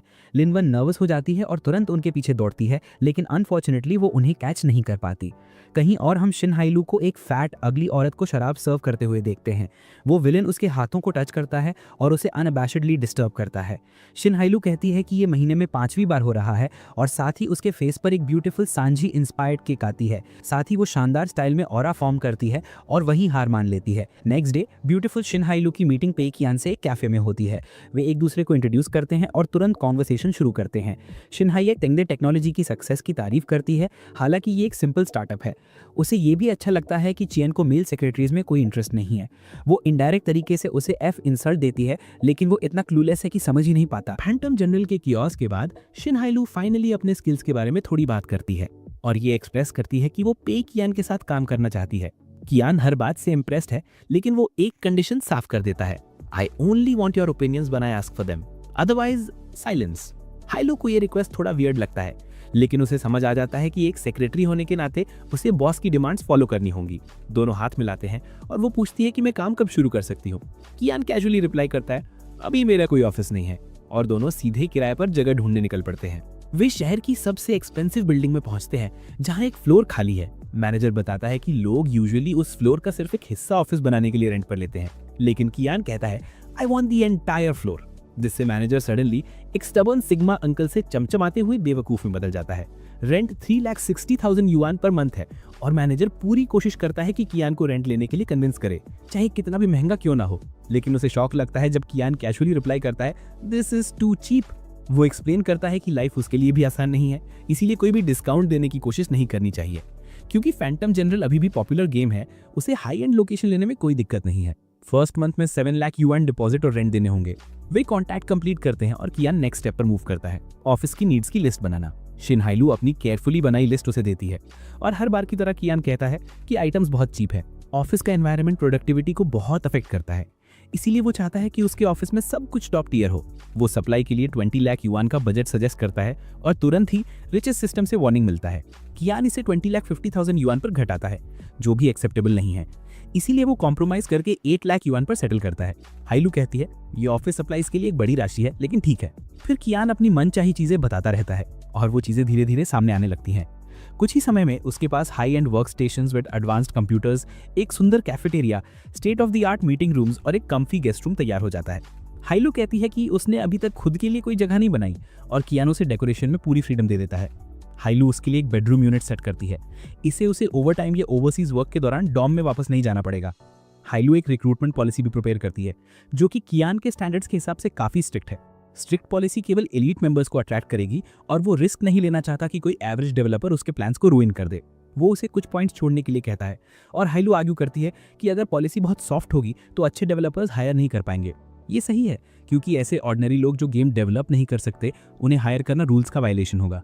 कियान डिसाइड करता है कि रिक्रूटमेंट प्रोसेस, साथ ही सैलरीज और अन्य अरेंजमेंट सब हाइलू की रिस्पॉन्सिबिलिटी पर छोड़ देगा। वो ओबीडियंटली मान जाती है और पूछती है कि क्या उसे अपना अपीयरेंस बदलना चाहिए या नहीं। यूजुअली गेम डेवलपर्स को फैंसी क्लोथ्स की जरूरत नहीं है, लेकिन बिजनेस रिलेटेड मीटिंग्स में सूट पहनना जरूरी है। हाइलू पल भर में उसे ब्लैक फिटेड सूट में ट्रांसफॉर्म कर देती है। एक परफेक्ट के ड्रामा सीईओ वाइब्स आती है। वो ऐसा दिखता है जैसे अपने क्लूलेस और इनोसेंट एम्प्लॉय के लिए दिल से केयर करने वाला सीईओ हो और ड्रामेटिक बिजनेस प्रपोजल की तरफ हिलाता है। अब तक कियान ने बहुत पैसा खर्च किया है और आगे खर्च और बढ़ने वाला है। अब बस नए एम्प्लॉइज हायर करने हैं। अगर उसे और पैसा खर्च करना है तो सिर्फ मयांक का होना ही काफी नहीं है। उसे ब्रेन के बजाय स्टोन कोल्ड बर्डन चाहिए। उसे एक गेमिंग कैफे का लड़का याद आता है जिसके साथ मयांक कभी कभी खेलती है। वो कैफे में ड्रामेटिक एंट्रेंस मारता है, जिससे सेक्रेटरी और कस्टमर्स शॉक्ड हो जाते हैं। सबकी आइज उस पर टिकी होती हैं और वो इतनी ग्रेसफुल तरीके से चलता है कि कोई अंदाजा नहीं लगा सकता कि उसके पास सिर्फ लगभग 1000 युआन है। वो पूछता है कि क्या बाउशु अंदर है और लड़की हाँ कहती है। ना सिर्फ लड़की इंप्रेस्ड होती है, बल्कि उस हैंडसम आदमी को देखकर लड़के के अंदर भी बटरफ्लाइज उड़ने लगते हैं। पई कियान के कॉन्ट्रास्ट में बाउशु एक स्मेली, टच हंग्री गेमर है जो पूरा दिन गेम्स खेलता रहता है। यूनिवर्सिटी में एवरीवन उसे जानता है क्योंकि कई सब्जेक्ट्स में लो ग्रेड्स की वजह से उसे ड्रॉप कर दिया गया था। बाद में उसने लेवल बूस्टर की तरह काम किया और अभी वो इंटरनेट कैफे में रहता है। कियान सोचता है कि एक प्रोफेशनल गेमर को हायर करना परफेक्ट होगा। प्लस वो गेम्स प्ले करने में अच्छा है, लेकिन गेम डिजाइनिंग के बारे में कुछ नहीं जानता। मतलब कि कियान उसे गेम रूइन करने का काम दे सकता है। वो उसके पास जाता है और इंस्टेंटली उसे नौकरी का प्रपोजल बताता है। बाउशु उसे देखता है और समझ जाता है कि वो बस एक प्रेटेंडर है जो न्यू सूट में सीईओ का रोल प्ले कर रहा है। वो डिसमिसिवली कहता है कि उसे जाने दो, लेकिन कियान उसके सामने कुछ कैश रखता है और अपनी एडवांस सैलरी बताता है। बाउशु पूछता है कि उसे क्यों बुलाया गया है, क्योंकि उसने कभी गेम्स नहीं बनाए। कियान मिस्चीवियसली स्माइल करता है और कहता है nobody knows games better than me, want to make a perfect game, और कहता है कि अगर उसने मन बना लिया तो कांटेक्ट करे, और चला जाता है। कियान के रूम से बाहर जाने से पहले बाउशु कहता है कि उसने डिसाइड कर लिया है और वो उसके लिए काम करने को रेडी है। जवाब में कियान अपने स्मेली डोंकी को कहता है कि उसकी डेस्क पर रखे पैसों से नहा ले और नए क्लोथ्स पहन ले। कियान जाते ही बाउशु खुशी से फूट फूट कर रोने लगता है, क्योंकि उसने इस मौके का इतने लंबे समय से वेट किया था। कियान अपनी प्रोग्रेस से बेहद खुश है। वो मुस्कुराते हुए सोता है और अगले दिन स्लाइटली लेट उठता है।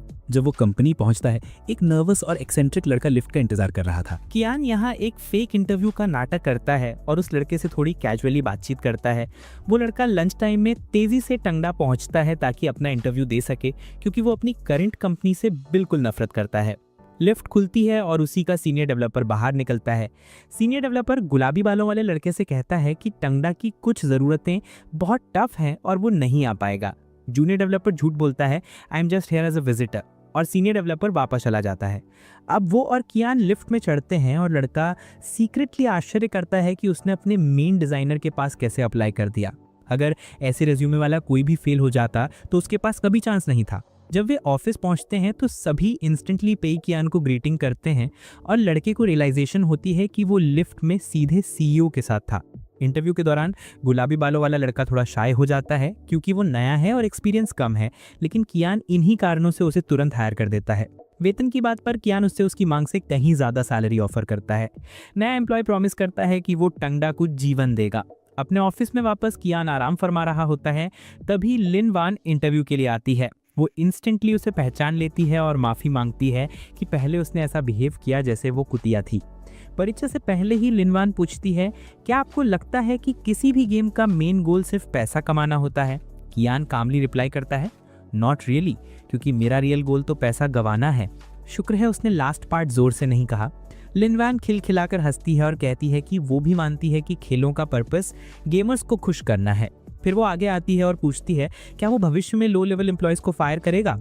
कियान तुरंत नो कह देता है क्योंकि उसका असली प्लान है कि लो लेवल एम्प्लॉयज़ को इकट्ठा करे और उनसे काम कराए। लिनवैन उस लड़के के लिए इमोशनल हो जाती है और ये जानकर कि वो अपनी प्रीवियस जॉब में बर्डन थी, कियान तुरंत उसे हायर कर देता है। गुलाबी बालों वाला हुआंग अपनी पुरानी कंपनी लौटता है और अपने मेन डिजाइनर के सामने टंगडा का ऑफर रख देता है। 6 महीने से उसके अंदर जो गुस्सा और फ्रस्ट्रेशन पनप रहा था वो फाइनली एक्सप्लोड कर जाता है और उस सीनियर पर भड़क उठता है क्योंकि वो ट्रेडिशनल गेमिंग माइंडसेट में फंसा हुआ था।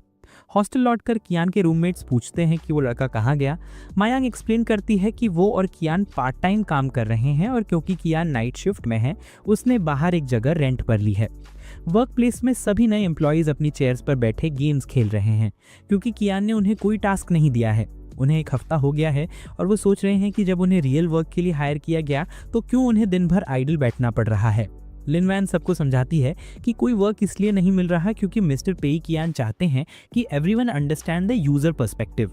गेम खेलकर वो आइडेंटिफाई कर सकते हैं कि गेम में कौन कौन सी प्रॉब्लम्स हैं ताकि फ्यूचर में उन्हें सॉल्व किया जा सके। अब तक लिनवैन ने पेई कियान की सबसे बड़ी meat rider competition show rider on eggplant meme में सबको हरा दिया है। वो कहती है कि कियान चाहते हैं कि एम्प्लॉयज़ अपनी एनर्जी सेव रखें ताकि समय आने पर इफेक्टिवली काम कर सकें। हालांकि एम्प्लॉयज़ नहीं समझ पाते कि बॉस काम पर क्यों नहीं आता। ज्वाइनिंग के बाद से किसी ने उसे ऑफिस में नहीं देखा। उन्हें लगता है कि कहीं वो बिजी तो नहीं है या अपने कमरे में आराम फरमा रहा है। वर्क में लीजीनेस सच साबित होती है। जब एम्प्लॉयज़ अपनी स्क्रीन्स पर सोचते हैं कि उनकी जॉब का मकसद क्या है, तब बॉस अपने सोफा पर वाटरमेलन खाते हुए रिलैक्स करता है।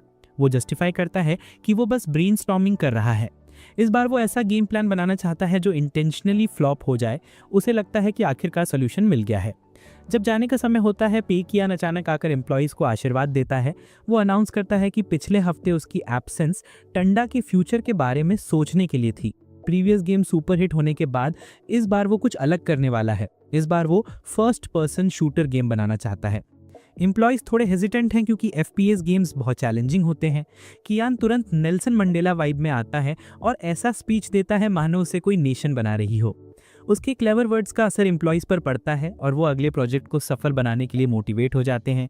कियान स्पेसिफिकली बाओशू और हुआंग सिबो की तरफ इशारा करता है और फेक प्रेज देता है क्योंकि वो उन्हें काम पर लगाने वाला है। पूरी टीम ब्रेन वॉश होने के बाद कियान बाओशू और हुआंग सिबो को मीटिंग रूम में ले जाता है और नेक्स्ट प्रोजेक्ट के लिए इंस्ट्रक्शंस देता है। वो उन्हें सिंपल कंट्रोल्स और लॉन्ग स्टोरी वाला FPS गेम ड्राफ्ट बनाने को कहता है।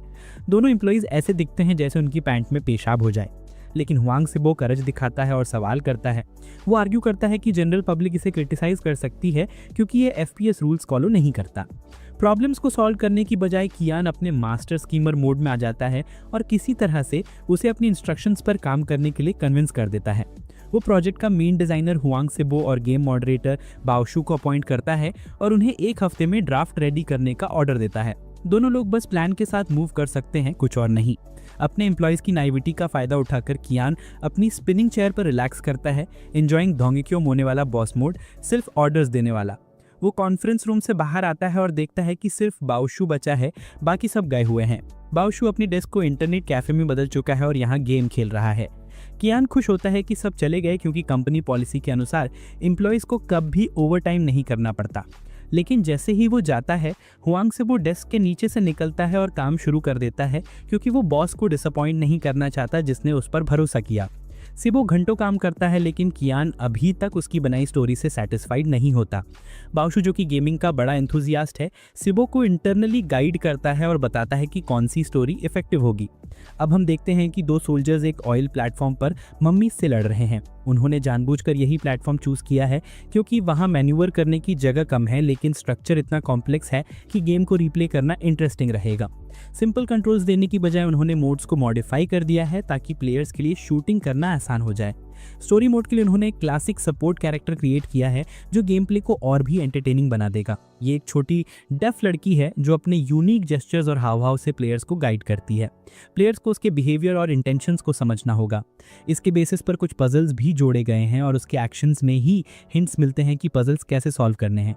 उसकी क्वर्की इमेजिनेशन में वो सिबो को एक ज़ॉम्बी को मारने के लिए राइफल देती है और फिर दोनों मिलकर ऑयल प्लेटफॉर्म से एस्केप करते हैं। बाओशू बताती है कि जब प्लेयर्स बातचीत के जरिए बॉन्डिंग फील करते हैं तो वो पूरी तरह से इमर्स्ड हो जाते हैं।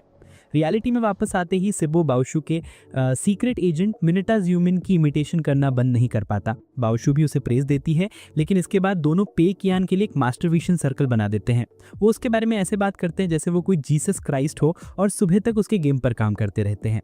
वो गेम के लिए एक शानदार वेपन लेकर आते हैं और तभी मायांग ऑफिस में प्रवेश करता है। उसे तुरंत शक होता है कि ये दोनों लड़के ओवरटाइम कर रहे थे। किसी और जगह लिनवान एक रॉयल लाइक पार्टी में जाती है और सब उसकी तारीफ करते हैं। वो अपने पिता को गले लगाती है और उसके पिता पूछते हैं, क्या फायरी स्काई स्टूडियो छोड़ने के बाद तुमने अपना dream as a game developer छोड़ दिया?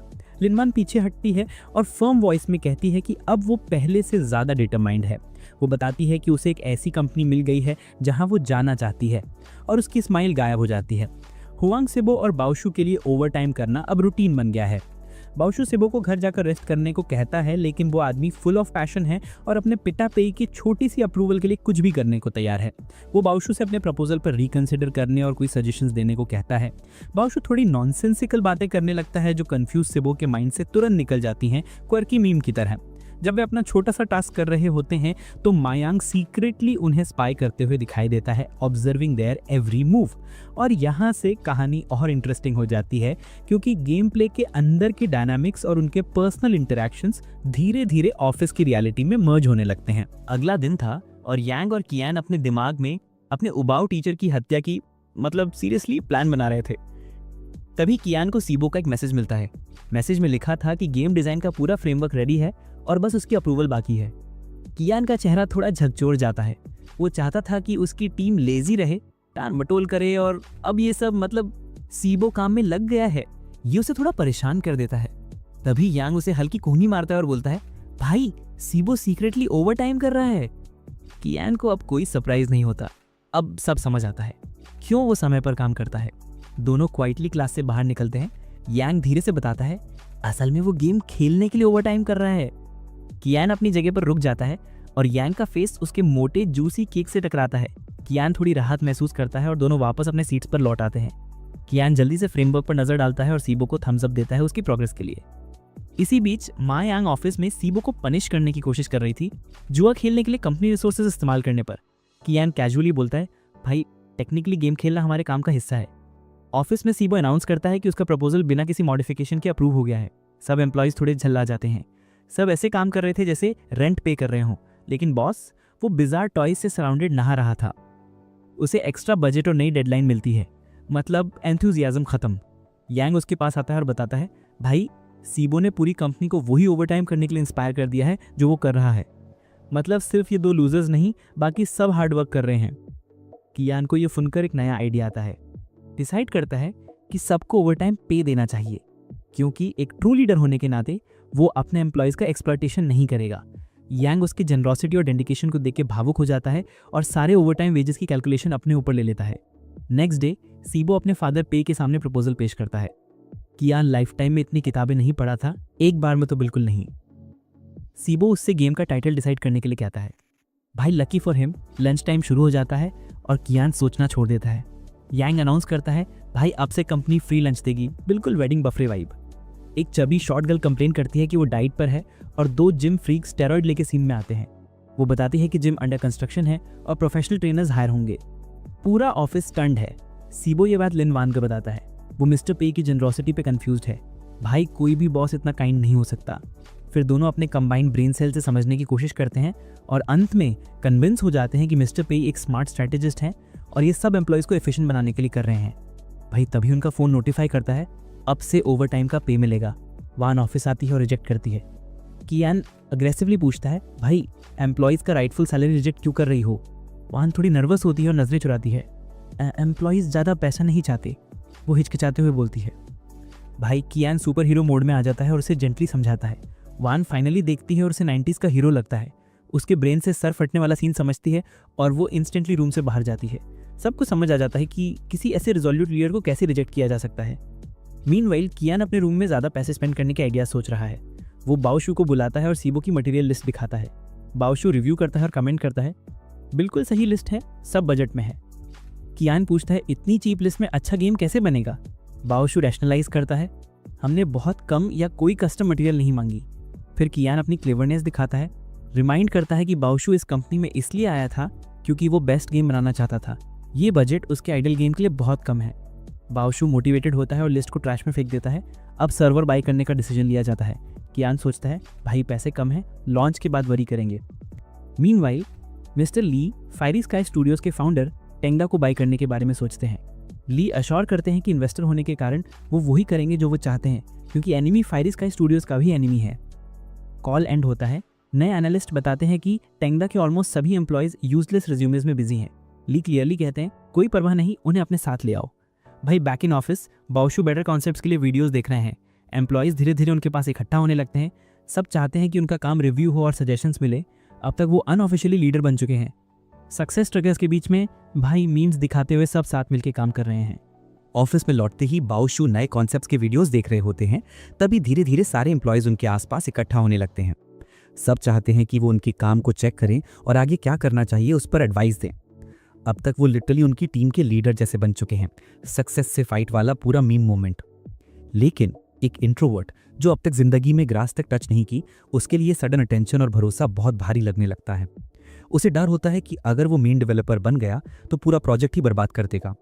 और तभी सिबो एक ब्राइट रे की तरह आता है, सबको गाइड देता है कि आगे क्या करना है। बाओशू की सांस कुछ नॉर्मल हो जाती है।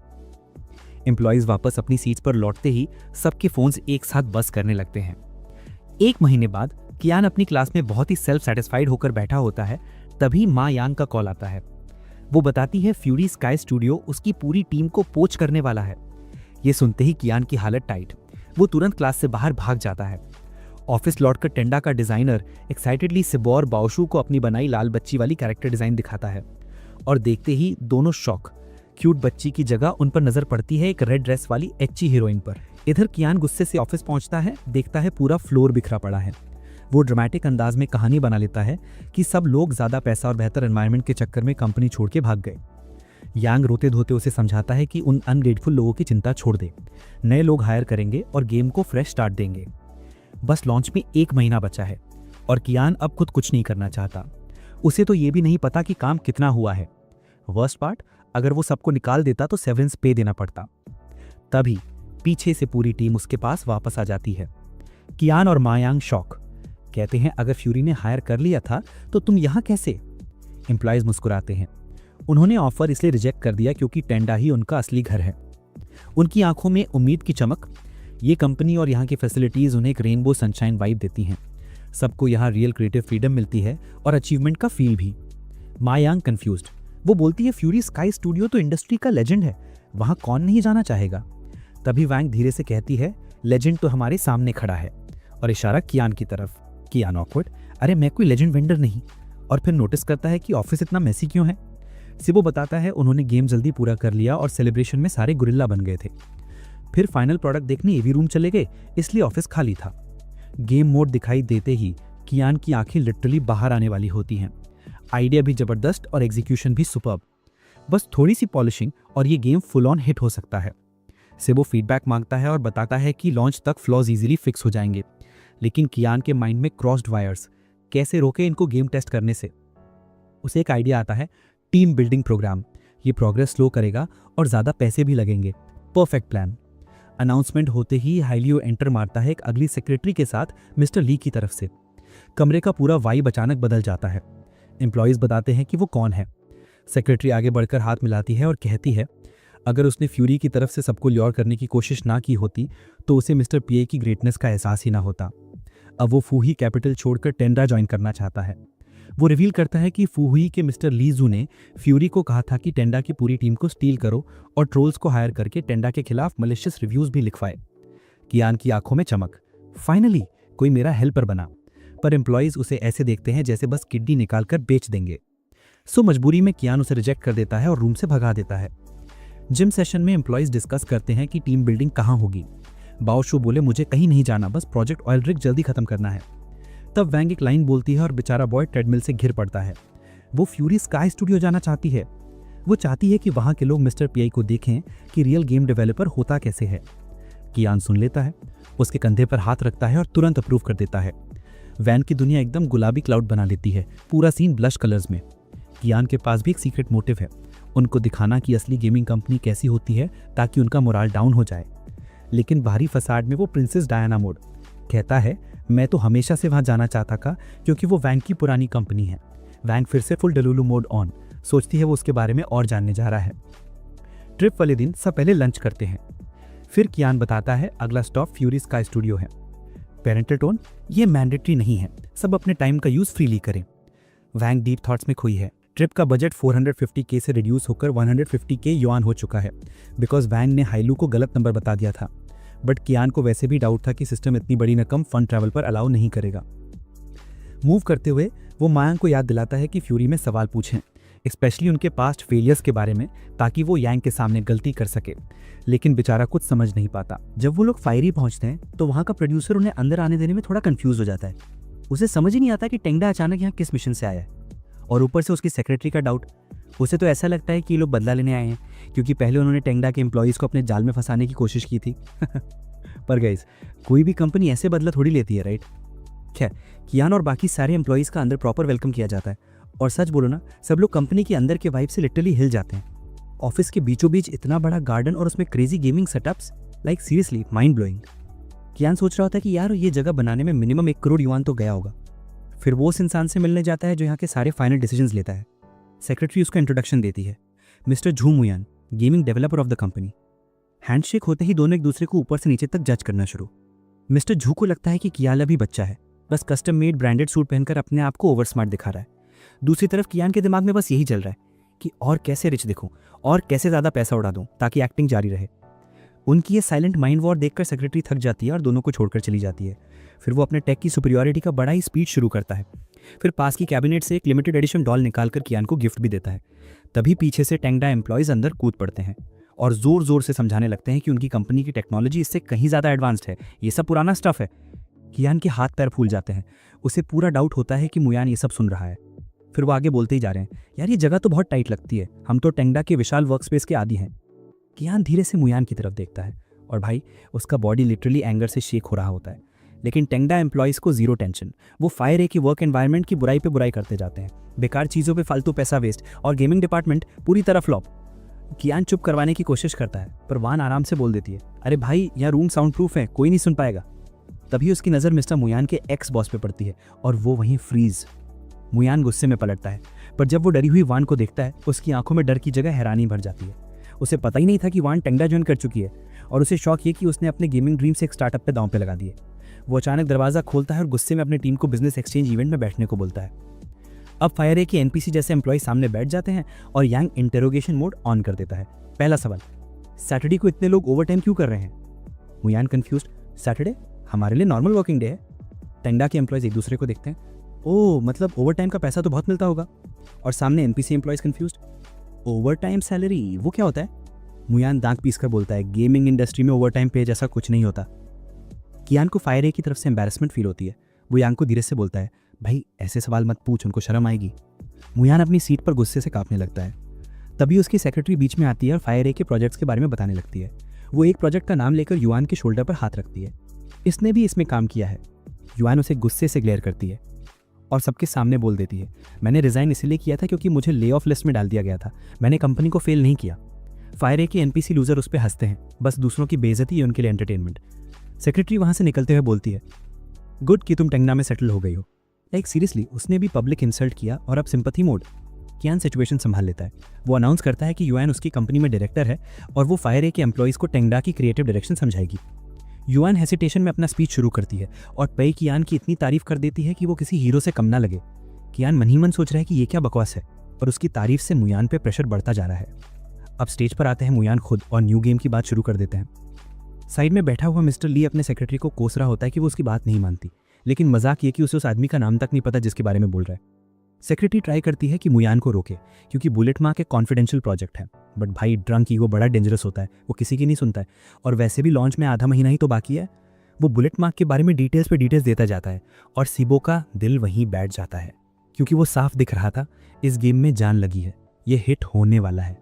सीबो बर्बादी सोच रहा और दूसरी तरफ कियान अपनी सीट पर चिल होकर घर से मुस्कुराता है जैसे अपना बच्चा स्टेज पर शाइन कर रहा हो। सीबो समझ ही नहीं पाता कि कियान इतना रिलैक्स क्यों है, लेकिन कियान के दिमाग में तो पार्टी चल रही है क्योंकि बुलेट मार्क हमारे प्रोजेक्ट ऑयल रिग को इजीली डिस्ट्रॉय कर देगा। और जैसे कियोस कम था, कियान अनाउंस कर देता है टीम बिल्डिंग रिवॉर्ड 10 दिन की paid annual leave. SIBO shocked, उसकी सोच में तो यही चल रहा है कि कियान चाहता है कि वो लोग अपनी गेम क्वालिटी इंप्रूव करें, इसलिए आज फायर विजिट करवाया गया। बाउजू और लिनवान भी यही मानते हैं। बॉस हमसे बहुत हाई एक्सपेक्टेशन रखता है, वो सीधे नहीं बोला बट कंपटीशन दिखाकर हमें समझा दिया। तो अब इसी के साथ इस वीडियो का ये पार्ट यहीं एंड करते हैं और नेक्स्ट पार्ट में जानेंगे कि इस बार चीन का लॉस हो पाता है या नहीं। इसका नेक्स्ट पार्ट भी रेडी ही है, कल तक फाइनल करके अपलोड कर सकता हूँ। सो बस कमेंट करो नेक्स्ट पार्ट के लिए, मनी सिस्टम ज़्यादा से ज़्यादा कमेंट करो। नेक्स्ट पार्ट तो आएगा ही, बट मुझे पता चल सके कि तुम कितने एक्साइटेड हो नेक्स्ट पार्ट के लिए। लेकिन तब तक लव, रोमांस और स्कूल लव टाइप एनिमे पसंद है तो हमारा सेकंड चैनल भी चेकआउट कर सकते हो, जिसका लिंक डिस्क्रिप्शन में डाल दिया है। मिलते हैं नेक्स्ट पार्ट में, तब तक के लिए गुड बाय, सायोनारा।